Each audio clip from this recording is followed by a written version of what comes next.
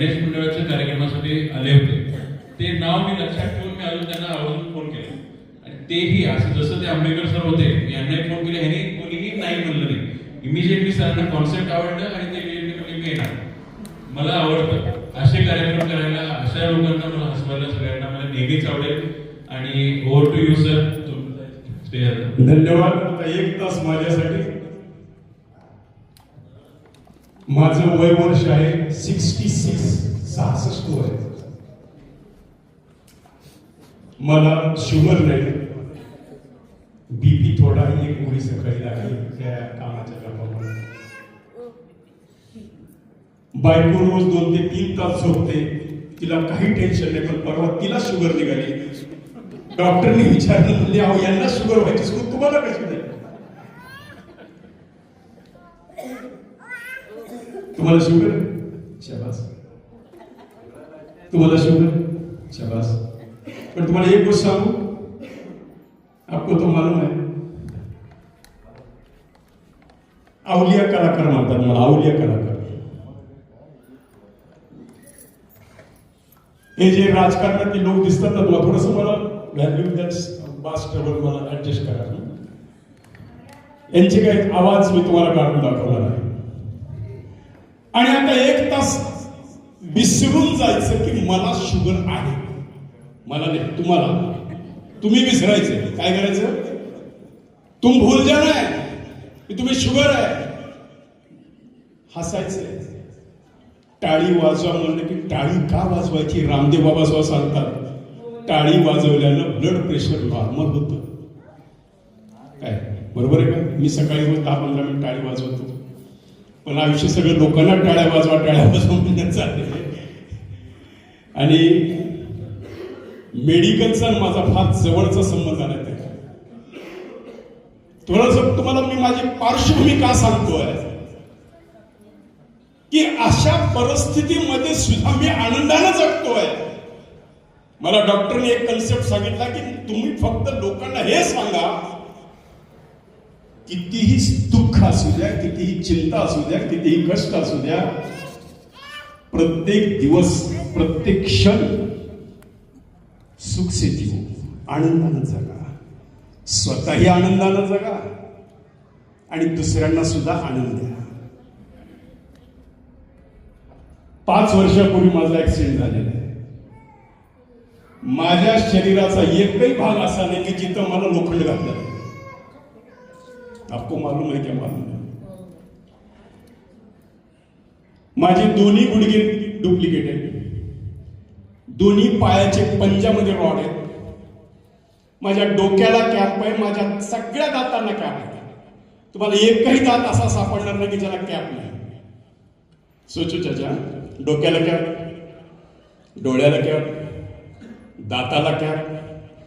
छातीच्या 6 फासड्या तुटल्या होत्या ऍक्सिडेंटमध्ये. किती? शांततेने का? किती? 6 फासड्या तुटल्या होत्या. 3 महिने मला असा बेल्ट बांधून बसवलं होतं. एकाच ठिकाणी हलायचं नाही, बिलकुल हलायचं नाही, खोकलायचं सुद्धा नाही. लई मोडतं ससा होती. 3 महिने बेल्ट बांधून, 6 फासड्या छातीच्या तुटल्या. आता खाली कमरेतलं हाड बदललेलं आणि इथून जो रॉड आहे तो गुडघ्यापर्यंत आहे. पूर्ण अगदी डुप्लिकेट. बघा, खाली पिंडीला तुटलेले, पायाचे इकडले 4 बोटं, इकडले 4 बोटं डुप्लिकेट आहे. म्हणून मला कुठे बूट काढता येत नाही, सॉक्स काढून. लोकांना कशाला आपलं दुखलं दाखवायचं? एवढा मोठा ऍक्सिडेंट. चाचा, नवी बोलेरो गाडी, महिंद्राची सगळ्यात मजबूत गाडी, डॉक्टर साहेब, अक्षरशः पोत्यामध्ये भरून लातूरला आणावी लागली. म्हणजे ऍक्सिडेंट काय असेल हे मी तुम्हाला का सांगतोय? मी काय तुम्हाला माझं दुःख ओघाळायला आलोय का? नाही. पण मला जे डॉक्टरने सांगितलं की एवढ्या कष्टामध्ये, दुःखामध्ये सुद्धा आनंदी कसं राहायचं, ते सांगण्यासाठी मला माझं दुःख सांगावं लागलेलं आहे.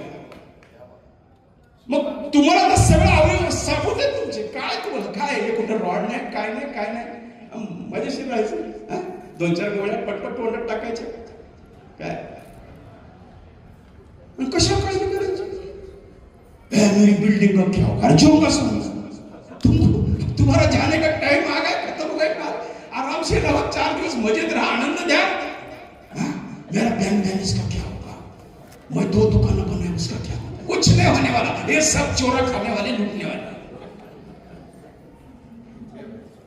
बरोबर आहे का डॉक्टर? आनंदाने सांगा. मी डॉक्टरला एका मिनिटात सांगितलं की डॉक्टर आता मला राजकारण्याने एवढा पैसा दिला आहे, त्या पैशाचं काय करावं मलाच प्रश्न पडला.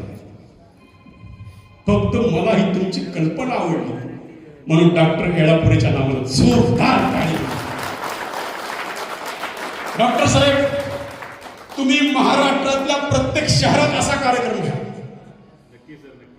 त्या प्रत्येक शहरात मी माझं कितीही महत्वाचं काम असो, मी येणार आणि 1 तास तुमच्या लोकांना मनोरंजन, प्रबोधन आणि आनंद देण्याचं काम करणार. हे माझं जाहीर वचन आहे. रेकॉर्ड झालं. आता तुम बोले क्या उसे फिर इतना पैसा है तो हमको दे दो. नाही दूंगा, कारण आपला मेहनतीचा आहे. बरोबर आहे. घाम गळला. तुम्हाला खोटं नाही सांगत. ताई ऐकायला का तुम्ही? वयाच्या 65व्या 66व्या वर्षी मी परवा डॉक्टरशी माझं बोलणं झालं की डॉक्टर साहेब माझं भाषण चालू आहे. मला दिवसाला मी 11 तास भाषण देतो. किती? 11 घंटे बोलतो मी. माझा घसा बसत नाही. आता मागं डॉक्टर साहेब सुद्धा विचार करत असतील, 11 तास बोलणारा माणूस. बरं, 1 दिवस नाही, 2 दिवस नाही, निवडणुकीचा फॉर्म भरल्यापासून मतदान प्रक्रिये म्हणजे प्रचार बंद होईपर्यंत माझा आवाज चालू. माझ्या ऑफिसमध्ये सगळ्या पक्षाची लोक वडील बसलेले असतात.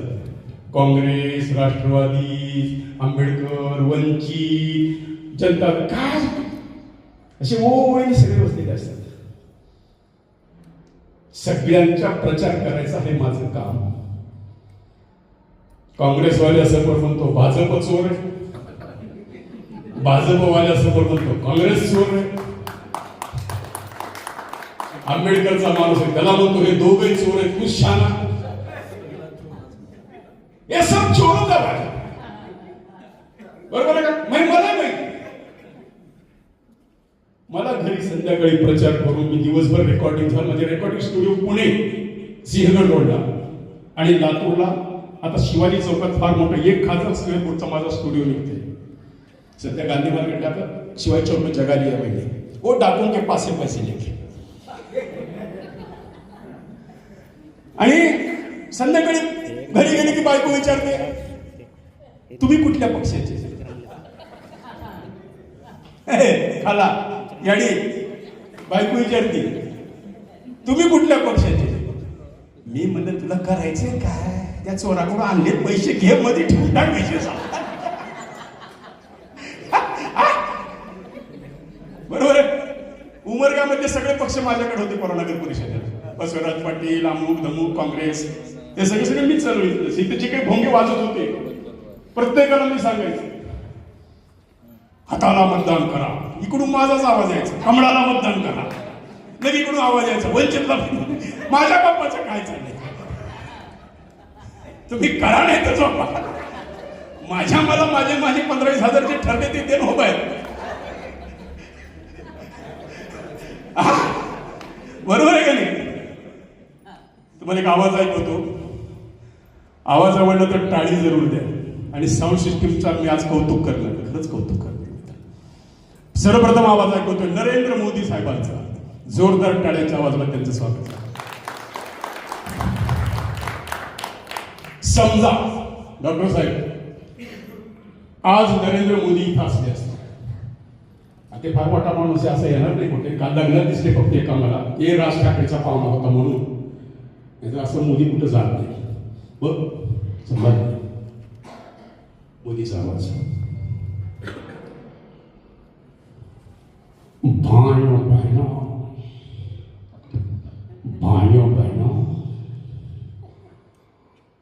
उमरगांव वालों,